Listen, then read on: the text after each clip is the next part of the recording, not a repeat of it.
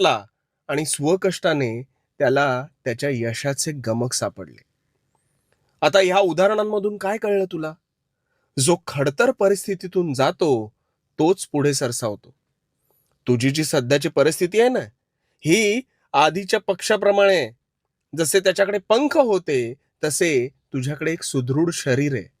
पण तुझी मानसिकता त्या पिंजऱ्यातल्या पक्षाप्रमाणे आहे. आयुष्यात संकट आल्याशिवाय तुला सुखाची व्याख्या कशी कळणार रे? सातत्य ही सगळ्यात मोठी गुरुकिल्ली आहे, हे कायम लक्षात ठेवायचं.